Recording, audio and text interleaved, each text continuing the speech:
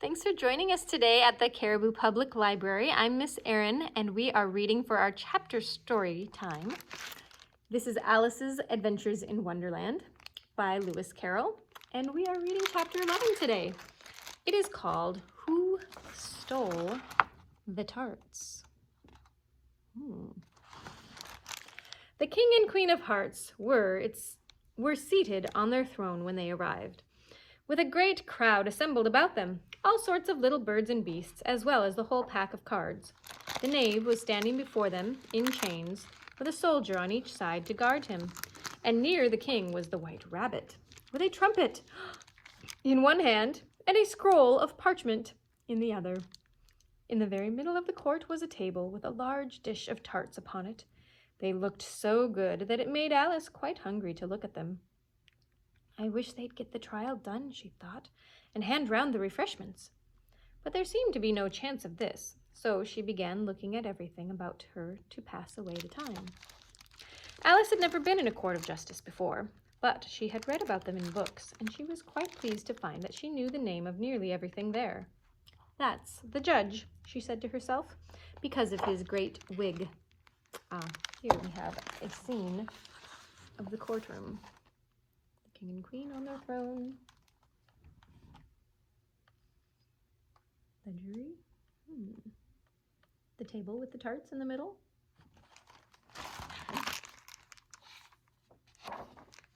The judge, by the way, was the king, and as he wore his crown over his wig, he did not look at all comfortable, and it was certainly not becoming. And that's the jury box, thought Alice, and those 12 creatures. She was obliged to say creatures, you see, because some of them were animals and some were birds. I suppose they are the jurors. She said this last word 2 or 3 times over to herself, being rather proud of it, for she thought, and rightly too, that very few little girls of her age knew the meaning of it all. However, jurymen would have done just as well. The 12 jurors were all writing very busily on slates. What are they all doing? Alice whispered to the Griffin. They can't have had anything to put down yet before the trial's begun. They're putting down their names, the Griffin whispered in reply, for fear that they should forget them before the end of the trial. Stupid things, Alice began in a loud, indignant voice, but she stopped herself hastily, for the white rabbit cried out, "Silence in the court!" And the king put on his spectacles and looked anxiously round to make out who was talking. Alice could see as well as if she were looking over their shoulders, that all the jurors were writing down stupid things on their slates, and she could even make out that one of them didn't know how to spell stupid, and that he had to ask his neighbor to tell him. A nice muddle their slates'll be in before this trial's over, thought Alice. One of the jurors had a pencil that squeaked. This, of course, Alice could not stand, and she went round the court and got behind him, and very soon found an opportunity of taking it away. She did it so quickly that the poor little juror, it was Bill the lizard, could not make out at all what had become of it. So after hunting all about for it, he was obliged to write with one finger for the rest of the day, and this was of very little use, as it left no mark on the slate. Here he is, and the pencil is just taken quickly. He is not aware of what happened. "Herald, read the accusation," said the king. On this, the white rabbit blew 3 blasts on the trumpet, and then unrolled the parchment scroll and read as follows. No, 3 blasts. "The Queen of Hearts, she made some tarts, all on a summer day. The Knave of Hearts, he stole the tarts and took them quite away." "Consider your verdict," the king said to the jury. "No, not yet," the rabbit hastily interrupted. "There is a great deal to come before that." "Call the first witness," said the king, and the white rabbit blew 3 blasts on the trumpet and called out, "First witness!" The first witness was the Hatter. He came in with a teacup in one hand and a piece of bread and butter in the other. "I beg pardon, Your Majesty," he said, "for bringing these in, but I hadn't quite finished my tea when I was sent for." "You ought to have finished," said the king. "When did you begin?"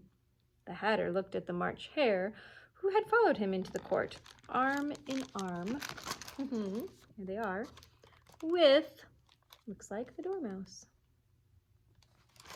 see, with the Dormouse. 14th of March, I think it was, he said. 15th, said the March Hare. 16th, said the Dormouse.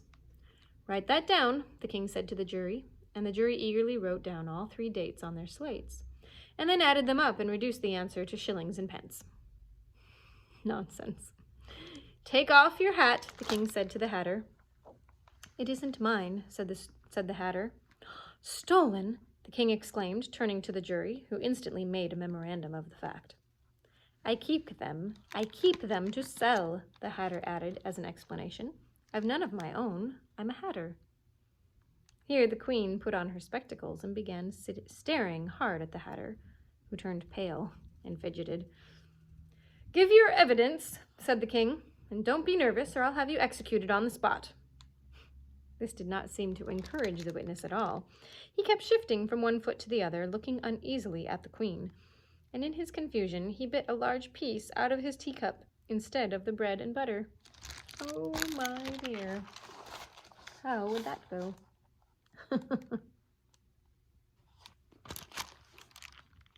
At this moment, Alice felt a very curious sensation, which puzzled her a good deal until she made out what it was. She was beginning to grow larger again, and she thought at first she would get up and leave the court, but on second thoughts, she decided to remain where she was as long as there was room for her. I wish you wouldn't squeeze so, said the Dormouse, who was sitting next to her. I can hardly breathe. I can't help it, said Alice very meekly. I'm growing. You've no right to grow here, said the Dormouse. Don't talk nonsense, said Alice more boldly. You know you're growing too. Yes, but I grow at a reasonable pace, said the Dormouse, not in that ridiculous fashion. And he got up very sulkily and crossed over to the other side of the court. All this time the queen had never left off staring at the Hatter, and just as the Dormouse crossed the court, she said to one of the officers of the court, Bring me the list of the singers in the last concert, on which the wretched Hatter trembled so, and he shook off both his shoes. Give your evidence, the king repeated angrily, or I'll have you executed, whether you're nervous or not. I'm a poor man, your majesty, the Hatter began, in a trembling voice, and I hadn't begun my tea, not above a week or so, what with the bread and butter getting so thin, and the twinkling of the tea. The twinkling of the what? Said the king. It began with the tea, the Hatter replied. Of course twinkling begins with a T, said the king sharply. The letter T? Do you take me for a dunce? Go on. I am a poor man, the Hatter went on, and most things twinkled after that. Only the March Hare said, I didn't, the March Hare interrupted in a great hurry. You did, said the Hatter. I deny it, said the March Hare. He denies it, said the king. Leave that part out. Well, at any rate, the Dormouse said, the Hatter went on, looking anxiously round to see if he would deny it too. But the Dormouse denied nothing, being fast asleep. After that, continued the Hatter, I cut some more bread and butter. But what did the Dormouse say? One of the jury asked. That I can't remember, said the Hatter. You must remember, remarked the king, or I'll have you executed. The miserable Hatter dropped his teacup and bread and butter and went down on one knee. I'm a poor man, your majesty, he began again. You're a very poor speaker, said the king. Here one of the guinea pigs cheered and was immediately suppressed by the officers of the court. As that is a rather hard word, I will just explain to you how it was done.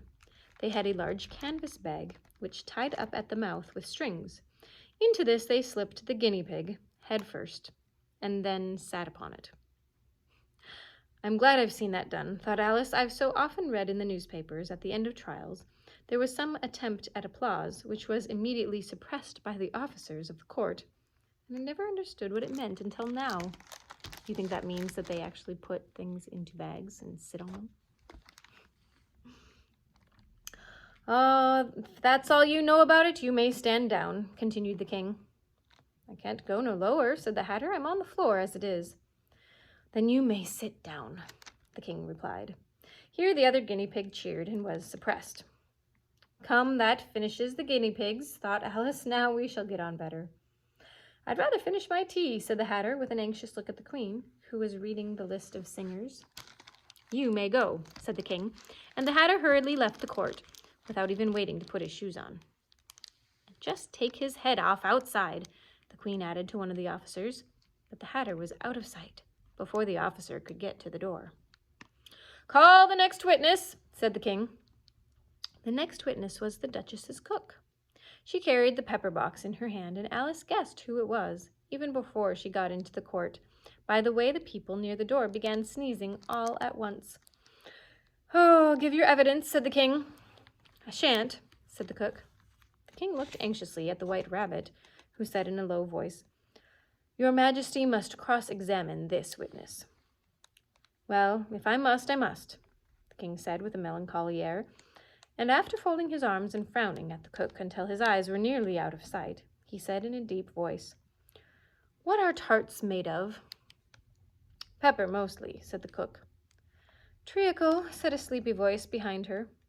Collar that dormouse, the Queen shrieked. Behead the dormouse! Turn that dormouse out of court! Suppress him! Pinch him! Off with his whiskers! For some minutes the whole court was in confusion, getting the dormouse turned out. By the time they had settled down again, the cook had disappeared. Never mind, said the King, with an air of great relief. Call the next witness. And he added in an undertone to the Queen, Really, my dear, you must cross-examine the next witness. It makes my forehead ache. Alice watched the White Rabbit as he fumbled over his list, feeling very curious to see what the next witness would be like. For they haven't got much evidence yet, she said to herself. Imagine her surprise when the White Rabbit read out at the top of his shrill little voice the name Alice. Oh no. Oh, here's the cook holding the pepper box. So at the beginning of our next chapter, Alice is called as a witness. We will see you then.